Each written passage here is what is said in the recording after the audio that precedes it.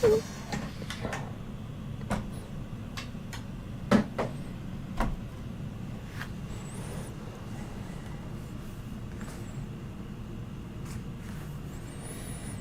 going on, guys? Just getting everything set up right now for the live stream.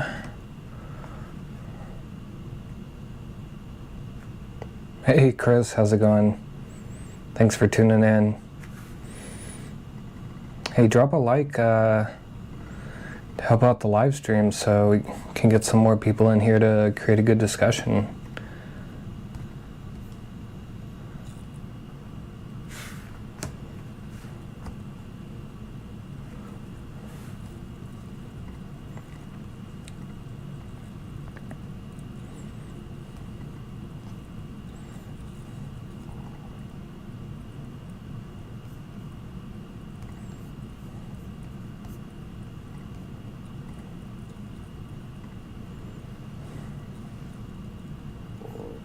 Nice cap. Yeah, wear it in all my videos. So how you doing? How's your bike running?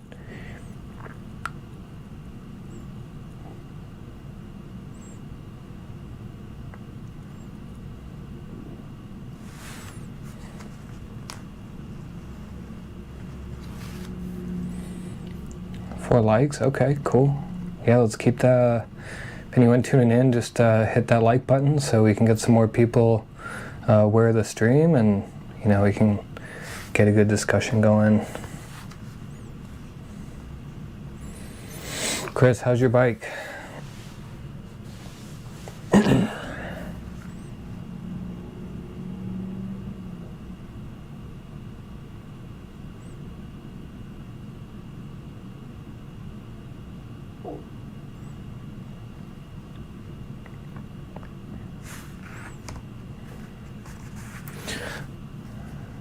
Run good like always. That's awesome. That's great. I'm gonna post this on my Instagram. Hopefully we can get some people on there. Let me post a link.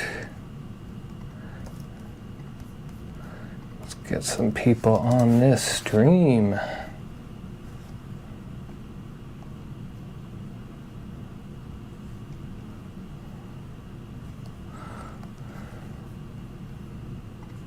So, Chris, do you have the R1 or the R1s? Because you mentioned that you had the white lines above it, even though it's a 22. So is it an R1s?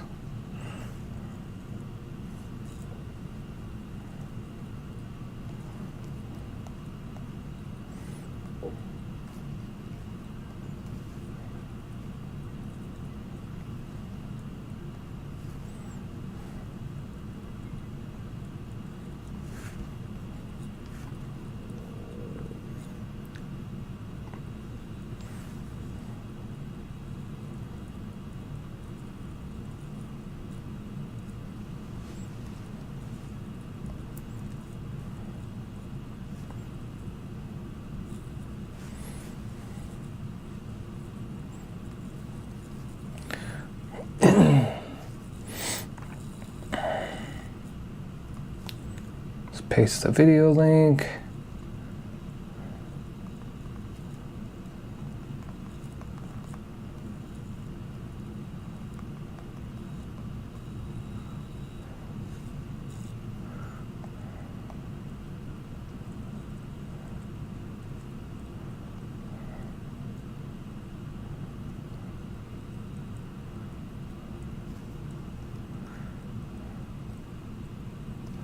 All right, we got 3 people in. Hey, if you just tuned in, please hit that like button. It's definitely going to help out the YouTube algorithm to get the stream more noticed from some other people. Maybe we'll get some good discussion in here. So,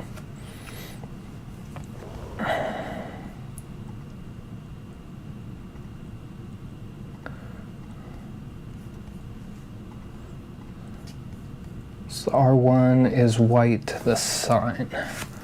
R1 white sign.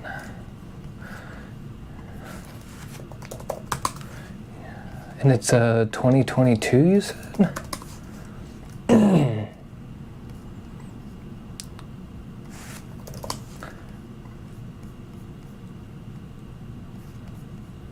Actually kind of jealous if you have a white sign. I don't really like the new styling on the 2022s, to be honest with you.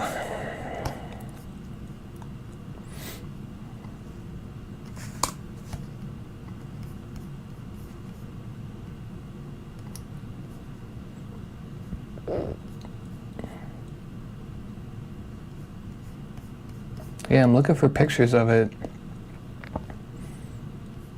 I don't see one with the white stripes, but hey, I know they sell like different bikes, you know, around the world, so maybe it looks different from where you're from, but I believe you. Happy Belgium. Yeah, I'm actually from California. You're gonna go back to the Philippines? Is that where you're originally from?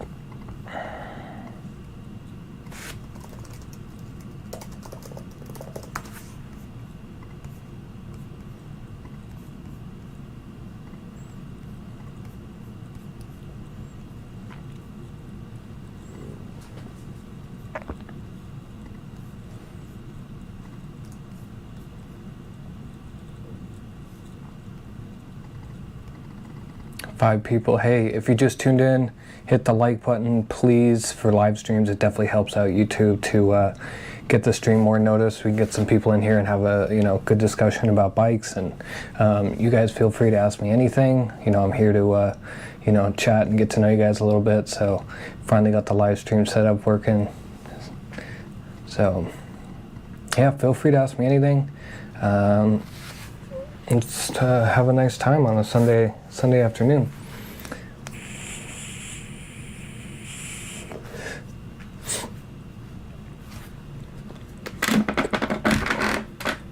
Let's cover that up.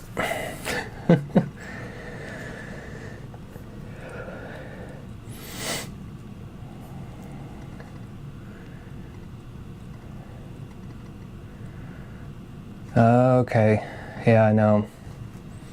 COVID's really screwed up a lot of stuff. California, they're probably the strictest, at least in the US. I mean, I don't know about the other countries. I think Belgium's pretty strict too. I don't know, there's some country in Europe that's like super strict about everything COVID related going on. So, I hope you can make it back there soon. Not sure if you do business out there or anything, but yeah, I hope you can make it back down to the Philippines to be with your family.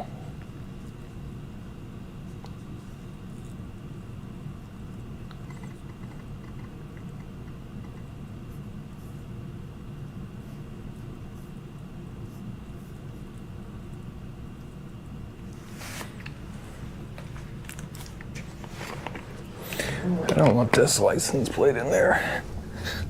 I don't like that.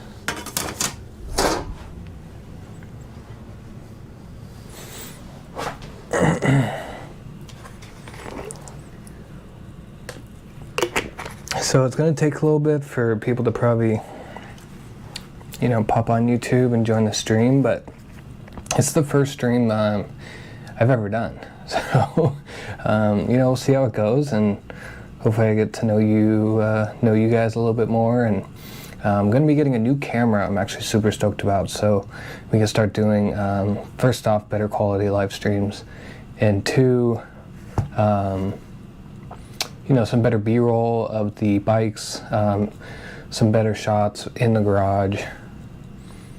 So, stoked to get that new camera.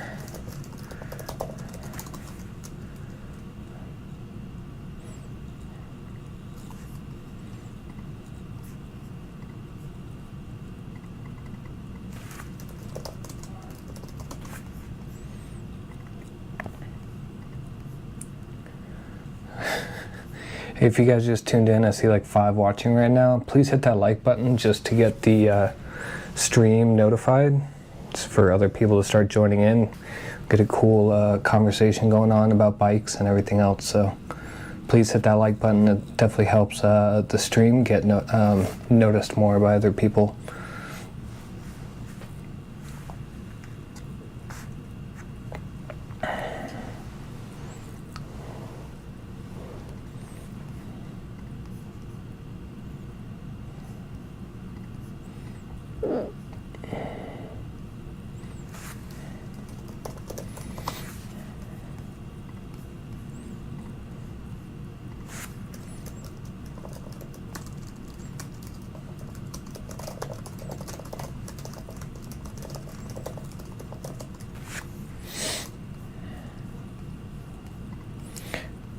I'm in military on retirement. For commando, you know, I drive one-time bike in the dark, close the light, use the green light in my cam. Well, if you're in the military, that's impressive, man. Something that I really don't have the balls to do, but you know, if you're protecting your country, I mean, hey, more power to you. I respect it. That's awesome. So I think next time I want to get this camera like a little bit lower so we can talk to you guys, act like I can see you guys straight on.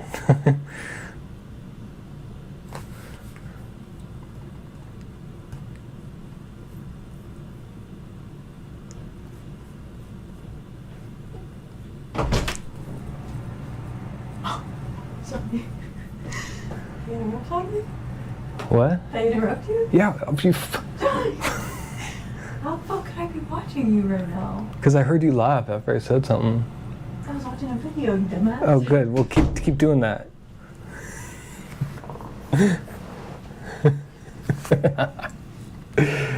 Oh my gosh, so funny. I'm gonna add some tags to this video so we can hopefully get some more some people into the stream.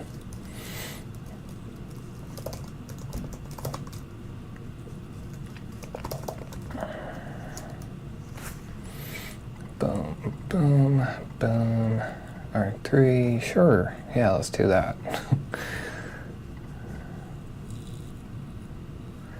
Ask me anything, sure. What else can we put?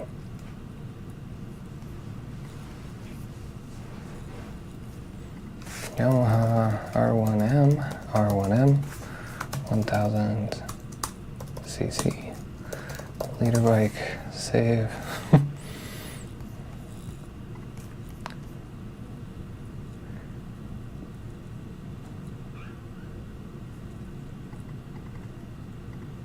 No! My helmet has 2 screens. Yeah, so this helmet, it's not a great helmet. I'm actually going to be getting a new helmet soon. But I do have a clear visor that has probably what you're talking about, Chris, where it does a little flip down. Let me see if I can get it. So it does have that like little flip down. So if you were to wear a clear visor, you could have some like sunglasses, kind of like what you see in like a F-16 helmet or something like that. So I don't know. I like the full visor just because I don't like that seeing the tint kind of at the bottom of my eyes. So I've just been rocking this lately. And I'm going to be upgrading to the showy, what is it, the RF 1400, R1400. It's probably going to be my next helmet. The biggest problem with this helmet is that like even with when the visor's closed, there's still a big gap for wind. I can just hear the wind like right here, like the entire time. So I think even my video quality with, you know, the mic and everything like that. So I think a quieter helmet overall is going to give me some better mic quality, some better quality for the videos, but this is like my starter helmet. this cane. Sorry. This is like my starter helmet after a HJC, which was my first helmet, which I bought when I bought my Honda 600, CBR 600. So that was really, I don't know, I don't like HJC. I mean, I just paid something to get me out the door because I had to ride it home that day. So that's just the one I bought. And then this they had a sale on, and in the beginning I didn't know that they had like the flip down visor or anything, so I just went with this guy, and then I found out they had the tinted shields, and I mean, it works, but I will say it's not like a super nice helmet or anything. So we're definitely going to upgrade to the Shoei. And then for track use, I want the X14. It's like a $850 helmet. I mean, it's a lot of money, but you know, we're gonna get the dyno all tuned in. You know, the bike all pretty much running good. I already have a full suit. And then I think helmet and probably helmet's next. Yeah, helmet's next. R1 Bowers, love the videos. Mine is in winter storage. Jealous you get to ride all year. Hey, I don't know where you are in the US, but I feel for you that you can't ride all year. You know, hopefully it starts getting warmer up there, and you can at least take it out and get some of that out of you. So R1, so my first track day, so I've been riding street at least for about a year. For my 30th birthday, that's when I got my first street bike. So started out with the Honda CBR, and then I went to a Yamaha MT-09, and then I got my R6. The R6 was really that moment where I wanted that like aggressive riding. And you know, all the guys that I ride with are, you know, track junkies or whatever you could say. So last year in, what was it? 2 days after Thanksgiving, I did my first track day.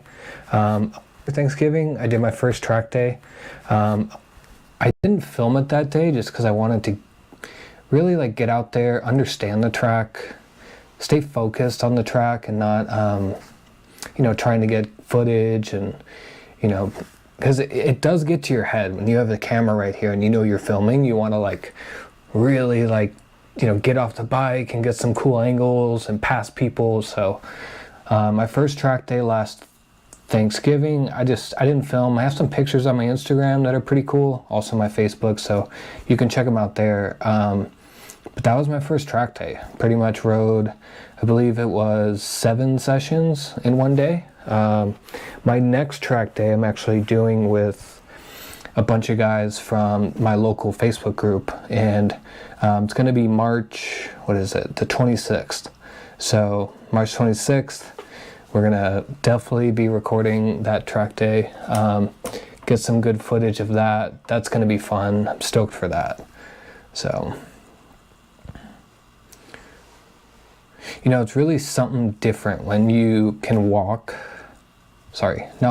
but when you can look through an entire turn compared to like, you know, when you're riding the canyons, it's kind of like that blind wall.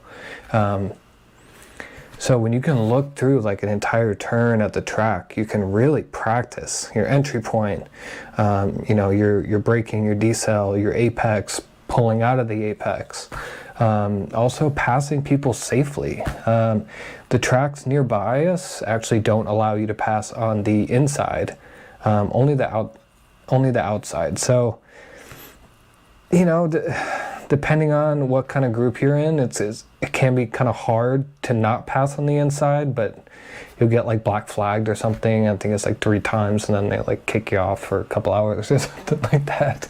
But passing people on the outside, I mean, it's a bigger turn, and you're really having to lean the bike over probably a lot more because you want to keep up that speed to still pass them. But I mean, I don't know, you know, it's for safety, so that's just what they do. And I mean, I respect it. I mean, I get it. If anything, you know, I learned to pass on the outside. It's kind of cool.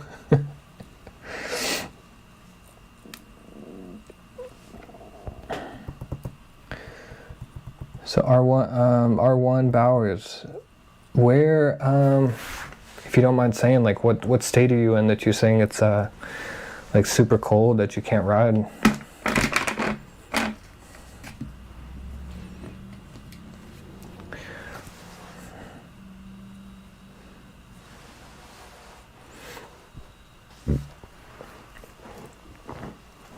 Curious to know.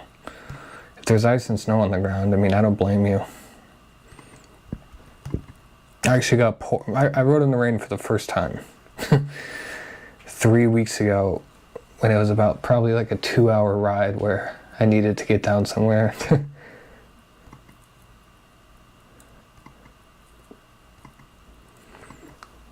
The Circuit Zolder in Belgium.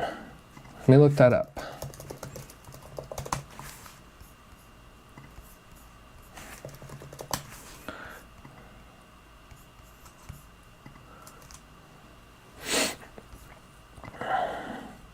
Oh, wow.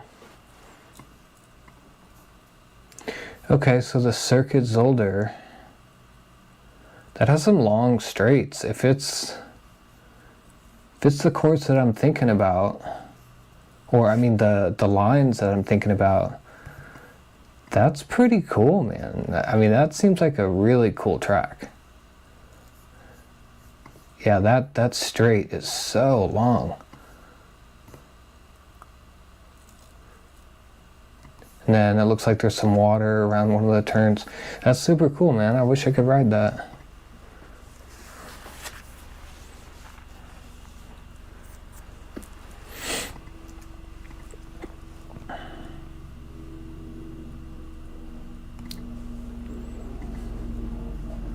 Yeah, up by where I live, at least in California, there is 1, 2, 3, 4 tracks, but the closest one's probably like almost 2 hours away. There's another one that's like an hour and a half away, but they do a lot of car stuff, so the track and the roads just get tore up by people drifting and, you know, cars. I mean, all the rubber on the ground. So I think they repaved it, so we might try to hit that one this year. But yeah, the next track date, like I said, March 26th. We're gonna get some cool footage. I'm also gonna be volunteering at a track on February 10th and 11th. So I'll have my new camera by then. I am getting a gimbal, so we can get some cool footage of me being out there, and I also get to you know, ride the track as well. So it'll be super cool. Hope to get some cool footage, throw it up on the channel.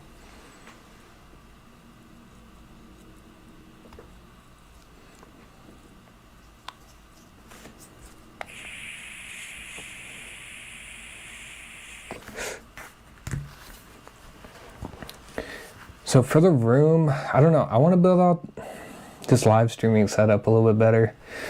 So we already got some stuff coming for the back wall. I was thinking of painting it, but then at that point, I don't know like what color, if it'll be white, if that would look better. Actually, I mean, I don't mind it. I don't know. Tell me what you guys think about the back wall. Maybe we can change it up a little bit. Should we put some like purple and blue lights or something, make it look kind of cool? Or what do you guys think?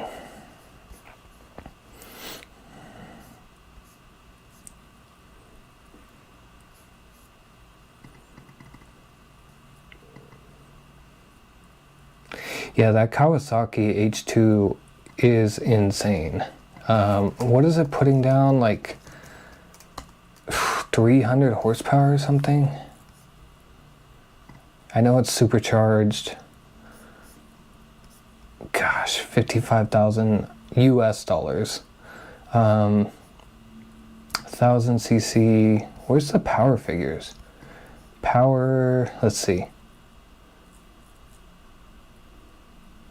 121 foot-pounds of torque. That is so crazy. It doesn't say. I'm gonna have to Google the horsepower figures because that bike is insane. 310 horsepower. That bike is so wild.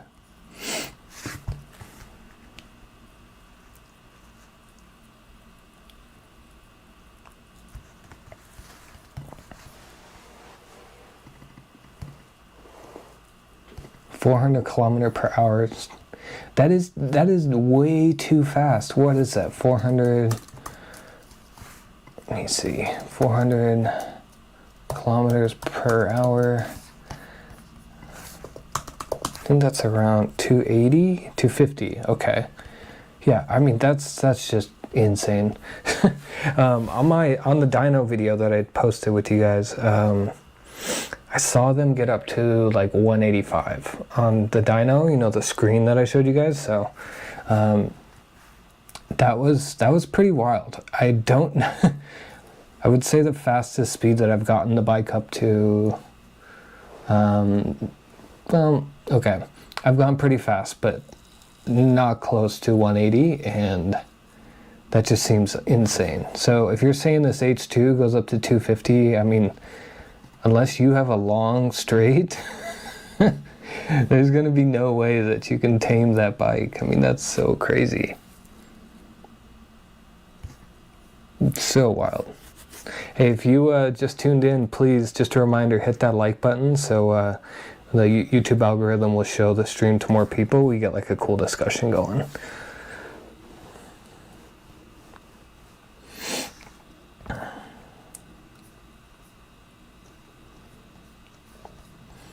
So I'm going to change some settings real quick in the 6 S1000, okay, BMW S1000, so let me change a few settings. Hopefully we can get some more people in here to talk with us. Suzuki, Ducati.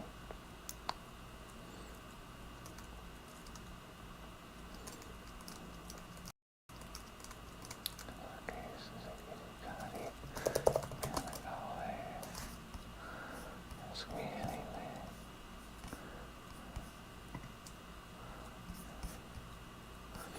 Let's see.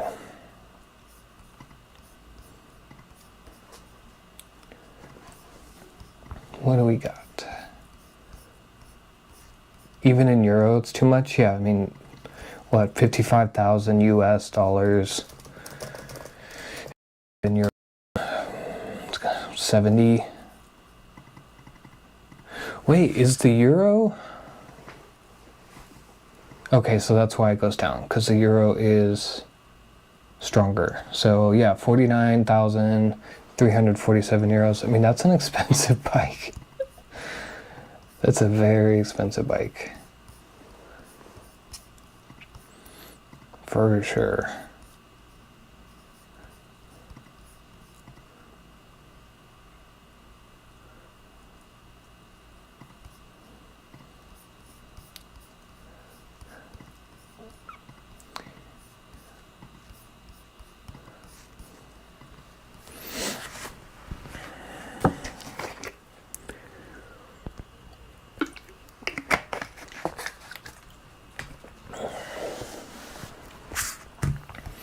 So you guys have any questions for me?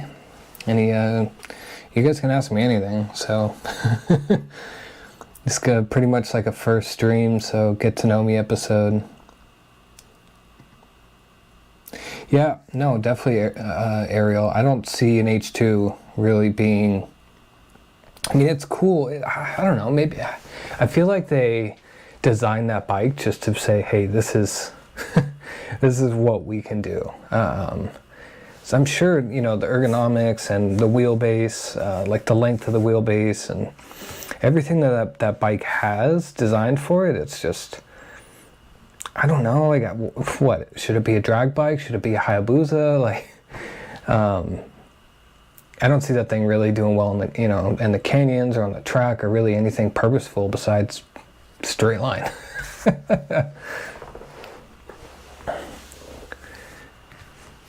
Yeah, I actually know someone who I'm working with on my R6 right now. We're doing a little collaboration, which I can't really talk too much about right now. But he has my R6, and he has an H2 sitting in his garage, and it was kind of funny. We were chatting, and I was like, well, how am I, get back home if I drop my bike off? And he's like, oh, we can, you can Uber, stuff like that. I'm like, what about the H2? He's like, oh, it's not street legal. I'm like, no. It would have been super cool to ride that bike. Chris, you rode it once? That's crazy. I know there's another YouTuber, Mad Maxi, I think he goes by now. He used to be part of Max Wrist, but then they kind of, split ways. He has an H2 as well, and that thing's quick. I know he raced some Tesla Plaids, and I think, he still couldn't beat him, I don't think, just because he couldn't keep the power down, but they're pretty insane bikes. That's for sure.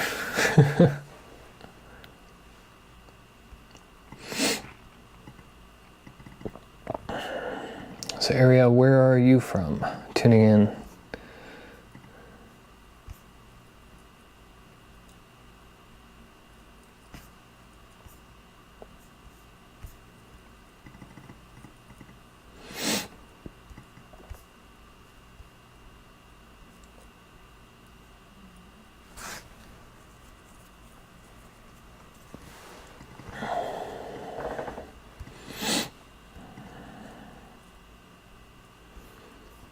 Just got my R1M delivered. Any parts you recommend?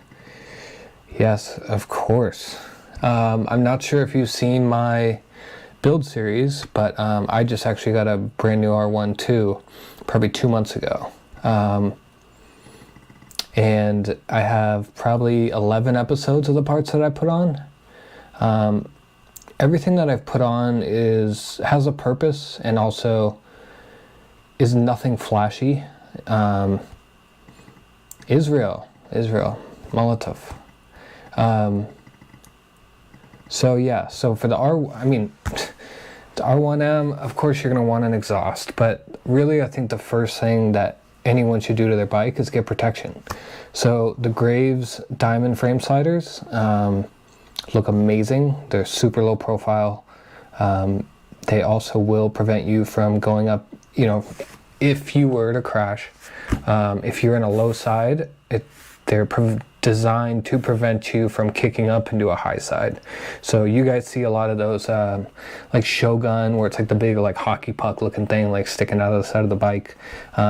Those are dangerous, and it kind of sucks that they're such a big brand and everyone knows about them, but those things are pretty dangerous how far they stick out. And also not only that, they're gonna catch and you're gonna rip the bolt and the threads right out of your engine block. So definitely look into the Graves frame sliders. I do have them in a link in my video if you want to check them out. I'm gonna link the video right now for you.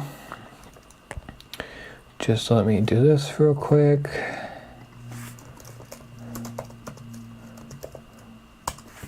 So Ariel, check out that video, check out the Graves sliders, and the link is in the description. So, okay, you have the T-Rex ones already.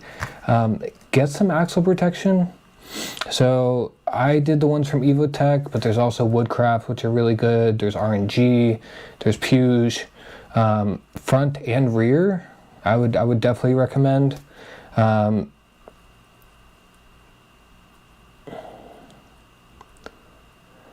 Yeah, so I would do front and rear axle sliders for sure. Get spools, you're going to need them to jack up your bike. You have the frame sliders. Look into some bar ends. They'll just pop out maybe a little bit more than your stock. I went with the Evotech, what was it, the weighted bar ends. So they pop out a little bit more, they have a bit better finish, and they also, are gonna give you a little bit more crash protection. Ariel, it's funny. So I have a video for that.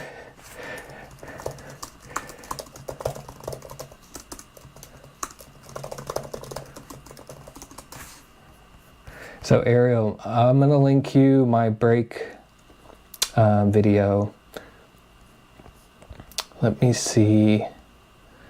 So when I first got my R1 as well, it was absolutely awful. I actually almost crashed the second day that I had it.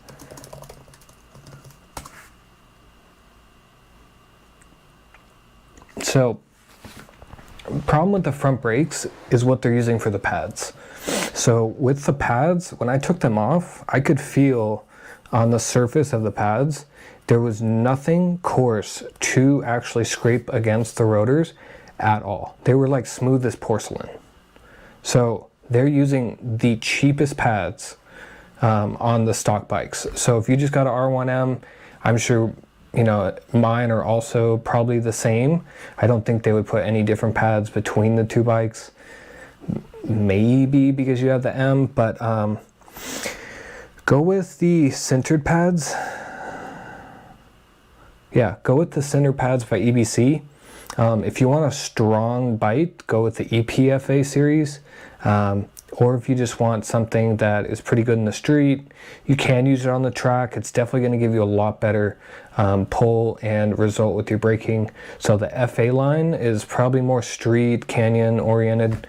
EPFA is like more street, but some track. And then they have the GPFA. So the GPFA is really like alt racing. And those brake pads are really, you know, the higher tier up you go. So the FA, the EPFA, and then the GPFA, the higher tier up you go, the more coarse they're going to be. So they're going to tear up your rotors a little bit more, but you're going to get like really good braking. Also, we replaced the entire fluid. So we flushed the entire bike. So since we flushed the bike, we put in Motul 600 RBF. So that is a racing .4 fluid by Motul. So we flushed the entire system out. We replaced it with that fluid, bled the system to get any air bubbles out as well. And my brakes are 100 times better. It's like I said, the second day I had the bike, I went out for a ride. And I almost wrecked because I was pulling that front brake and I had nothing. So right when I got home, I was like, hey, these stock brakes, absolute garbage. I don't think it's anything the manufacturer did besides put cheap parts. So, and that's why I made that episode. I made that episode to fix the stock brakes, but also to, you know, inform people with R1s like, hey, these are cheap options to fix your brakes, because I'm sure more people are going to have an issue with it. My buddy has a 2020 R1, and he's never had problems with those brakes, and he's still using the stock pads. So I don't know if maybe like the year before, you know, maybe they just kind of cheaped out on it. I'm not sure. So to answer your question, Ariel, have you touched the master cylinder, rotors, or calipers? So I haven't touched the master. I've been thinking about an RCS19 from Brembo, but then I'm losing that ASV lever, which I don't really like. The bike comes with stainless steel lines, so I don't think the master cylinder is that bad, because I'm getting a good pull, and I'm also getting, you know, a nice bite after replacing the pads and the oil, to where I don't know really how much more of braking I'm comfortable with, because I like a controllable amount of braking. I don't like just squeezing, you know, the brake lever and worrying about the front, you know, the rear end kicking up because I locked up the brakes or something like that. So for me, yeah, I've only done pads and oil. If you want to do rotors, the Galfer Wave rotors are amazing. I think Brembo has their own set, EBC has their own set, but the Galfer look amazing. And I do think they would dissipate some more heat due to the design. So the Galfers are pretty nice. My buddy has them on his R6.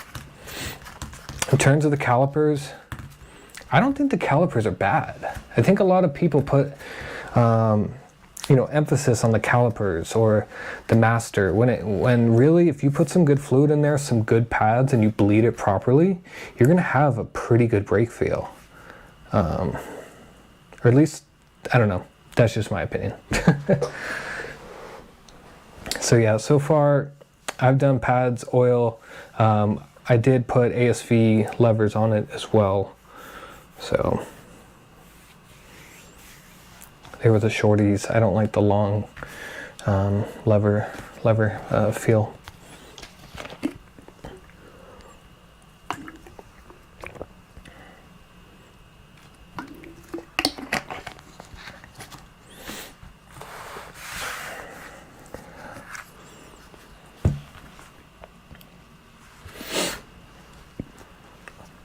The MV Agusta is a nice bike also to drive, but so expensive. I have a friend here in California who has a MV Agusta, and it's beautiful. But yeah, super expensive. I mean, it's like a Ducati. You know, it's super exclusive. Well, I wouldn't say Ducati is really exclusive anymore, but like MV Agusta is definitely an exclusive brand. Really nice bikes. I've seen how you ride. It's not bad to stay in the lane. Not so easy when you come to twisties one after another. It is hard, but it go.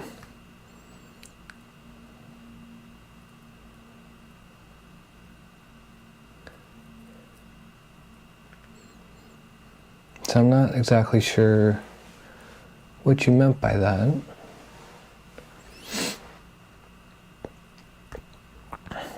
But I ride canyons. I don't do any street riding really. The only street riding that I would ever do is just to get to a canyon. So primarily it's just canyons and track days that I ride.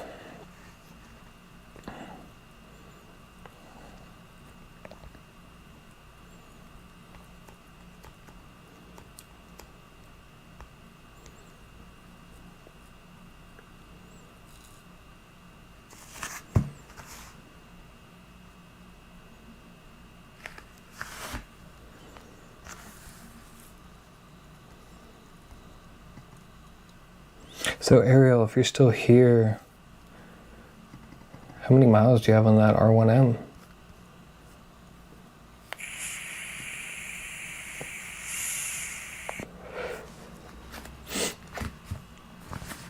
The F4.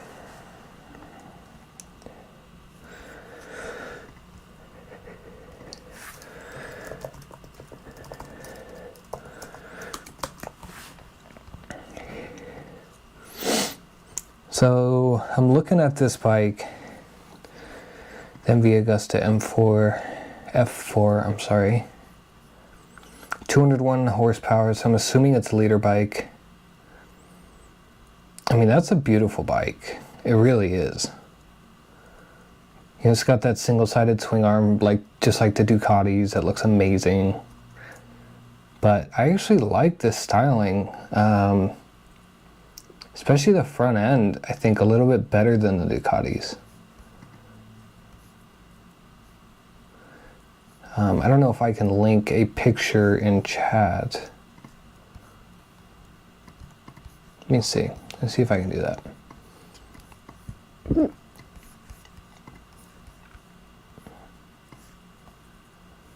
No, I can't link a picture in chat, but I'm looking at a white F4, and that thing is sweet. It's hard. It looks like it comes stock with the Brembos, the Brembo calipers.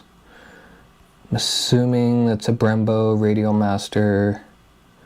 I mean, gorgeous bike. Yeah. But it's so exclusive. I mean, you know, I keep talking to Ducati owners that I ride with sometimes, and everything is like twice as expensive. Yeah, Ariel, like you said, waste of money. Ariel, I'm sorry. Yeah. So if you wanted to get the white 2018 model, yeah, maybe that was the one I was looking for. That thing's beautiful. But like I was saying, with the Ducatis, I mean, you're looking at the same exhaust pipe that you would have thrown on, let's just say, a Japanese bike, you're going to be paying twice or even triple the money. I mean, I looked at an SC Project, like dual can system for a Panigale, and it was 6,000 US dollars.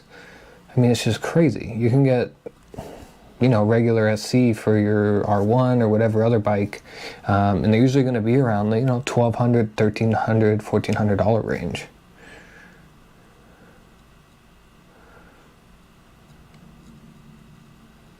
So you have 1,700 miles in your R1M, nice.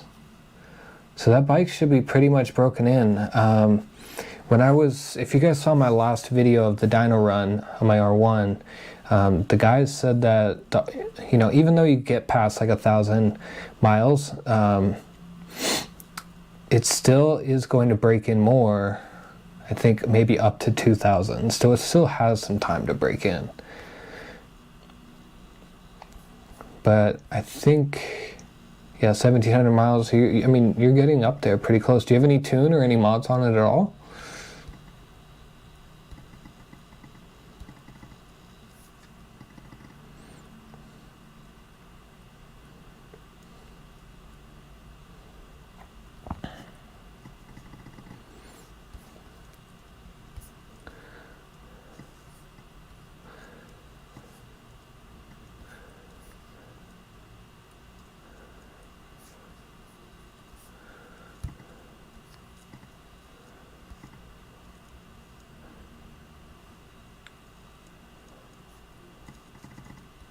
Augusta Brutale.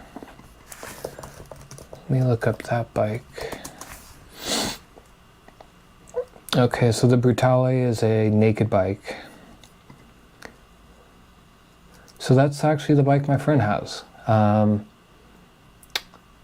Yeah, I think he's got an older version, but those triple side pipes, he was telling me, is like, if he wanted to go with something aftermarket, get rid of that catalytic converter, it's like $5,000 or something. But it's such a sweet looking bike. It's so cool. And you know that you're owning something rare. Something that, you know, a lot of people aren't going to be seeing when you're riding around. Stock air filter, Acro pipe, Acro mid pipe. Okay, so you got rid of the cat. I don't know if you've, you know, how much of my videos you've seen, but my Acura fell apart on the freeway. What was it, maybe 3 weeks ago? So it was torqued to spec and everything, but my carbon heat shield just flew off, and the bolt holding the muffler to the bracket that goes into the rear set just completely unloosened off in the freeway. I had to pull over. We had to like tie it together with a string. It was a mess. So just getting the parts for the Acura, they said it was like 2 to 3 months just for some bolts and that carbon heat shield. So I love Acura. I have them on my R6, but the fact that I couldn't get the parts, like, really, I don't know, drew me away from the brand, even though I really like Akrapovic. If you just tuned in, please drop a like for the live stream. Helps the algorithm, so we can get some more people in here, have a good discussion going on. So yeah, so Ariel, if your Acura is coming loose, definitely use some Loctite. So just use blue, but from what I'm hearing, especially on a lot of the R1 forums, use some blue Loctite, and then it should prevent it from ever coming loose. I don't know why that's how it is, but, you know, just to be safe, so you don't have the same problem like I did, just put some blue Loctite on it. Voom rent. I don't know what that means. So the BMW S1K, I don't know how I feel about that. I feel like that bike, it's a nice bike, don't get me wrong, but I feel like that bike kind of teaches you less than a bike that has, you know, less electronics going for it. The S1K, don't get me wrong, hands down, it's a beautiful bike. It's very well made. I know BMW does a lot of great work, but I feel that that bike has so many assists with electronics that you're not really learning a lot of the fundamentals, because the bike is helping you out in situations that, you know, you might have learned from. So that's just my opinion on the S1K. I'd love to ride one. And yeah, Ariel, BMW has too many problems, yeah. Anything German, anything, I don't know, Italian, like Ducati, you're gonna have problems and it's gonna be expensive to fix. Oh, Chris, you got the Rizomas? Those things are awesome. I love mine. It's such a good look.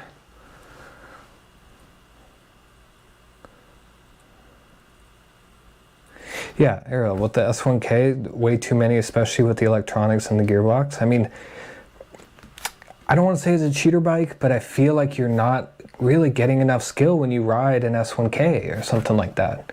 That S1K is going to save your ass when really you should be learning how to ride safer. And the bike you shouldn't have to push the bike for it to do it for you. Of course, I don't want anyone to crash or anything like that, but if you were on a different bike, you might feel the edge of like, hey, this is, you know, going too far. When on the S1K, it's kind of letting you go too far, and you think it's normal.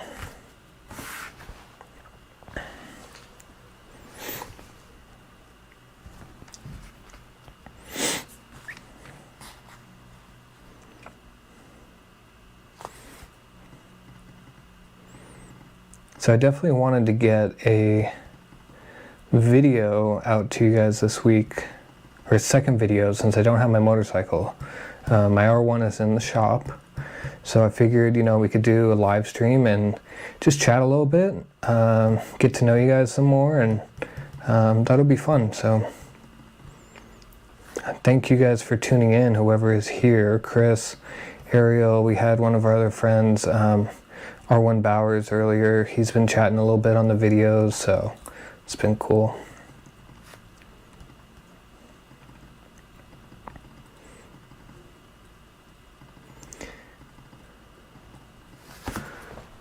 But we got a lot of R1 fans on the channel, so we'll be talking a lot of R1 stuff, I guess. I mean, we can talk anything.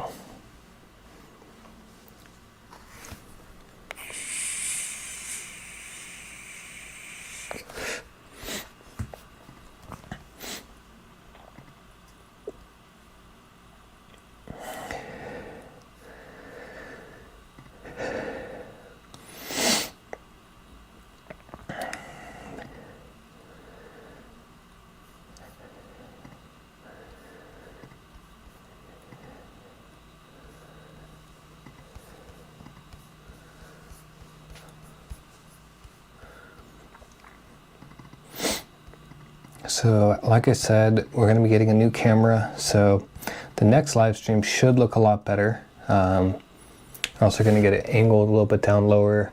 We're going to figure out the hashtags and how to get YouTube to, you know, get the live stream out there more. But if you are tuning in, just hit that like button, because it does get the video more notice, so then we could get some more people in here. So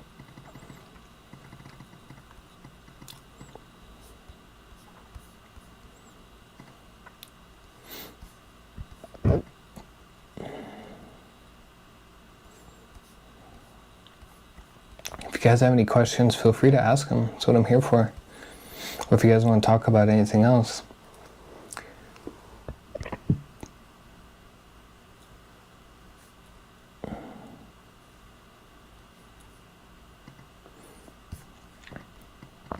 So the next thing I'm going to do for my videos, besides the new camera, so we're going to get another camera for the bike. Maybe you've seen it, those poles coming off like the back of the rear end of people's bikes, and they have like the camera hanging. So that's a super cool angle. You can definitely see, like, you know, the rider leaning throughout the turn. You can see when people pass. So we're going to be getting the Insta360 X2, or the One X2, I'm sorry. So you can get the top and bottom. And then, you know, you can get the footage of the rider kind of behind, like really far back, so you can see that bike going, you know, back and forth. And then you can also get the footage from the people around you if they pass you. It's going to be pretty cool. I just got to figure out how to mount it to the R1 in a couple different spots, just so it's stable. So we can get some cool footage. So let's see. Have to say that the Cup 2 tiles are amazing. Cup 2 tiles. Manual or electric damper? I would go for a manual. So I was actually thinking myself of upgrading to the Öhlins manual steering damper. So I was watching a video, I think it was at Sport Bike Track Gear, so they set it as low as possible, which will help you with the installation. But once it's installed, you want to tighten it, I think, all the way, and kind of make sure it's working properly, because I think it's a hydraulic kind of system. So then you want to turn it down to where you can move your bars freely, but then when you give it a quick jerk, that's when it's going to stop you from any kind of speed wobble that might happen. So the Öhlins manual one is really, it's not that hard. It's just a little quick dial on the side. So I'd save the money and get the manual one. You know, the electronic's nice, but let's see. Well, is a human smarter than a computer? So I think a computer is always going to be,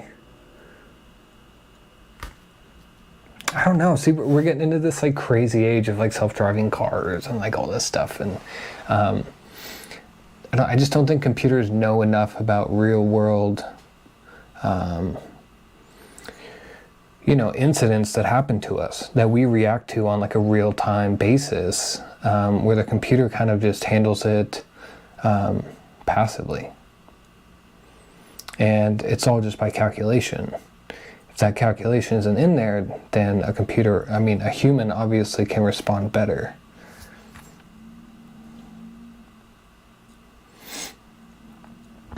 Well, so with the manual, of course, you'd have your track set up, you have your road set up, but in terms of the manual, all it is clicks. So I think the Öhlins has maybe 19 clicks, 18 clicks, something like that, 20. So if you set it to 10 and you like it, you're riding the streets, the canyons, whatever, that's good. And then when you go to the track, do an easy lap around and then turn it up a little bit. Do another lap, turn it up a little bit. So you know your number of clicks from all the way at 0 to set it each time you want to go out. So I don't think it's that hard to do. You just gotta, maybe write it down in your phone or something like that when you go out. If it's under the clamp, it is kind of a journey. So I know it is underneath because it's replacing the stock steering damper. But I think the way they designed it is that the twist area is pretty accessible. I haven't seen one in person. I've only seen videos of it, but from what I understand, I think you just might have to, drop your arm in there and give it a couple twists and you can make your adjustments.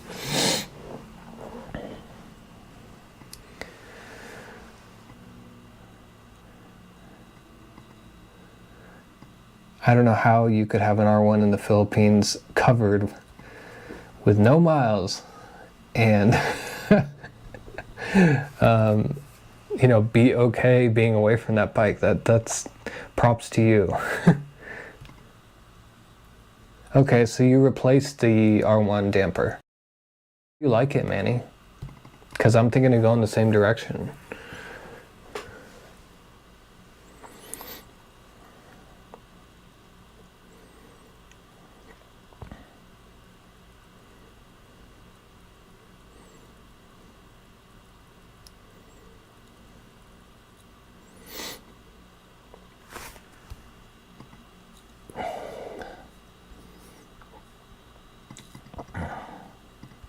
I wish they made the Öhlins manual damper in black. That would be pretty sweet. Öhlins damper R1 black, please.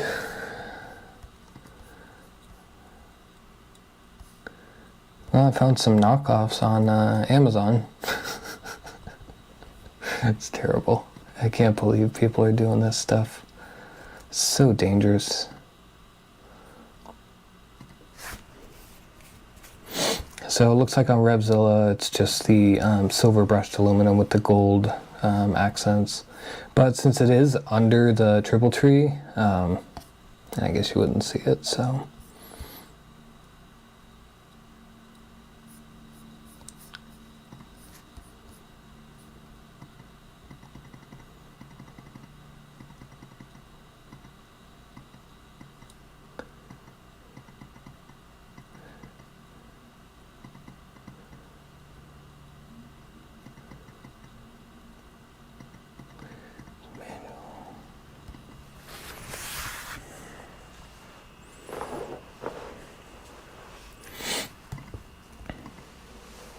So this year you'll be back in the Philippines with the R1. That's super cool, man. I'm stoked for you to take that bike out. That's super cool.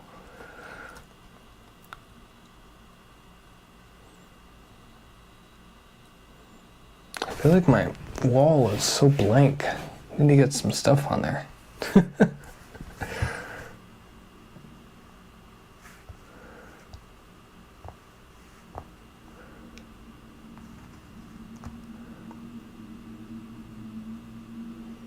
Yeah, I'd be stoked.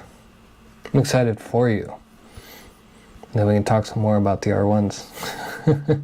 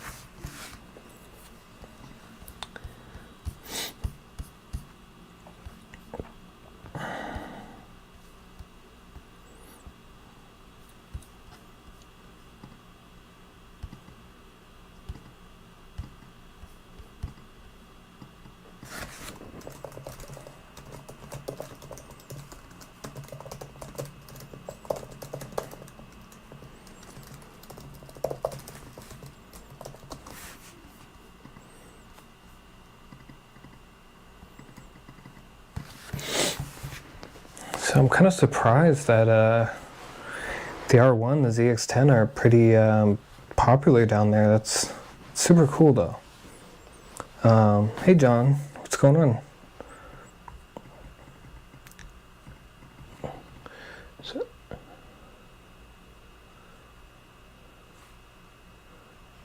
So I actually saw a, was it a ZX10R the other day. It was the KTR version, and I gotta say, for the money, oh my gosh, I mean, Kawasaki's putting some nice stuff on these bikes. He had a Öhlins steering damper, he had Brembo brake calipers,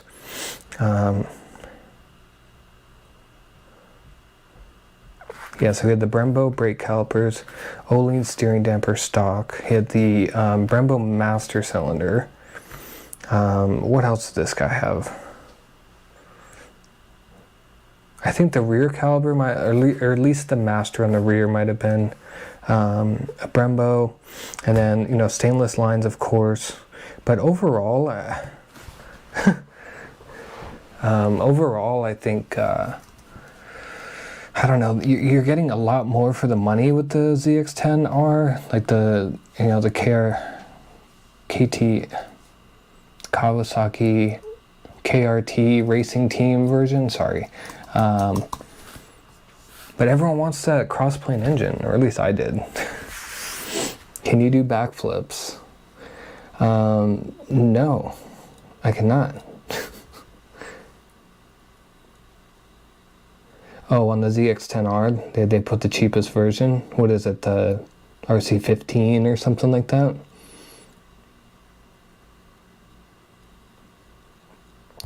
Yeah, the Kawasaki's came up strong last year. I'd say they're definitely beating Suzuki right now in terms of the quality of their bikes. Suzuki for a while has been putting some Brembo calipers on there, but Kawasaki definitely stepped their game up last year, I think. Hey, Vato, what's poppin'? What's poppin', man? East Coast Loco.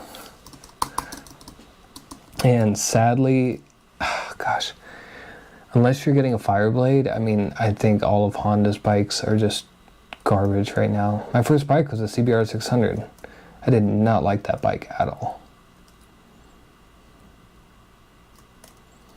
ZX-10 has 0 power below 9,000 RPMs. It's good to know.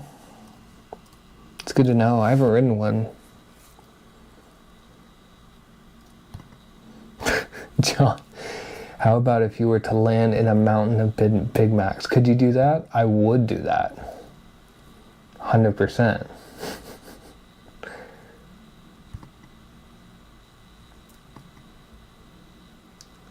Yeah, I'm gonna look up some information on the ZX-10R versus the R1, maybe on some 0 to 60s, or even just they're comparing maybe like a dyno chart or something. I would be curious to know. But that muffler is like, I don't know, that big. It's huge. The muffler that they're putting on there, it's crazy.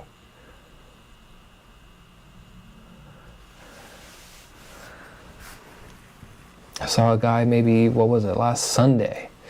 He just got a ZX-10R, the KRT edition, and that can was so big. I was like, how can you...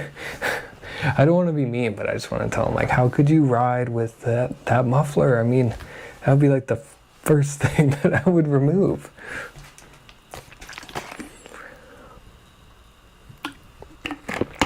John, if you buy the Big Macs, I will backflip my R1.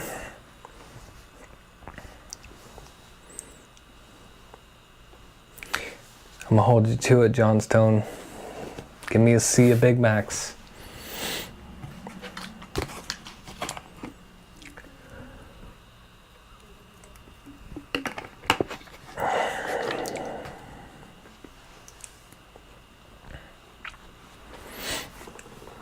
Have you seen the Gixxers can? I haven't seen one of the new Gixxers. What are we talking, 1,000 or 600?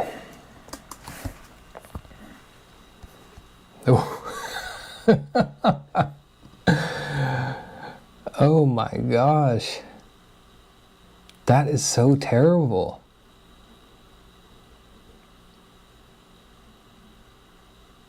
It's so interesting, the parts that they're putting on these bikes too. So you have Brembo piston brakes. Looks like you probably have, stainless steel lines.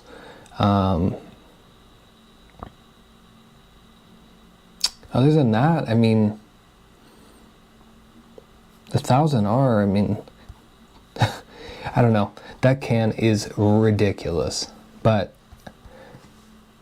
well, they're both terrible. They're both terrible. It's like a water cooling system.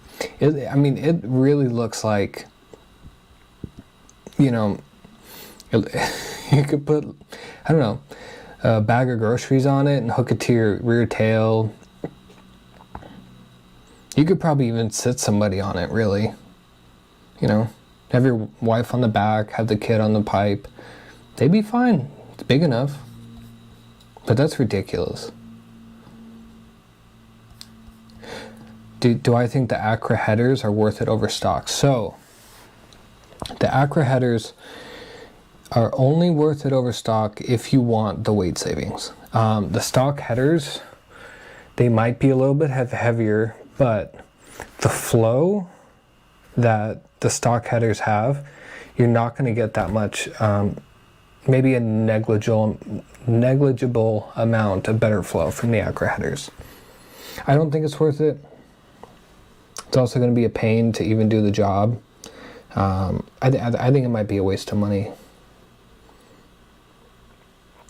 Myself, I just went with the Graves system, 3/4 system, so I just linked right up to the stock headers, and I'm gonna keep it that way. You know, I saved a lot of weight in other areas, so like I went to a lithium-ion battery, which definitely saves a lot of weight. What else do we do? Obviously the servo delete, that removes a little bit of weight as well. The stock fender, of course, that removes weight. What else did we do? Those mirrors, I put the Rizoma Stealth. I mean, that's some weight savings right there. Yeah, like Ariel said, just get the mid pipe and a slip-on, and I mean, that's really like all you need.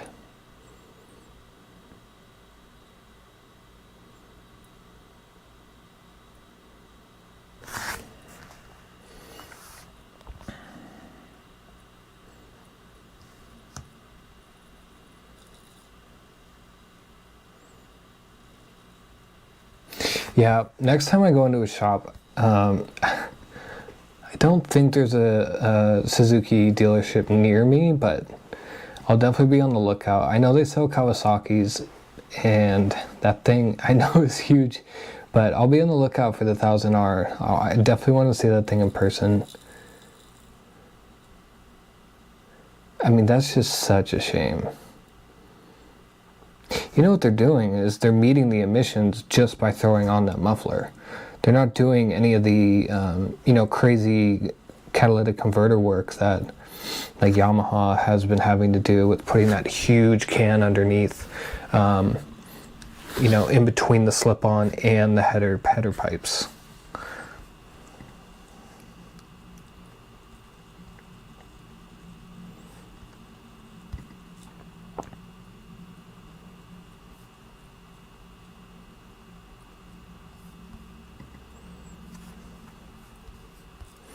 So let's see, we have been doing, the stream's been an hour and 15 minutes, so I want to say thank you to all the guys that tuned in. It's been fun talking with you.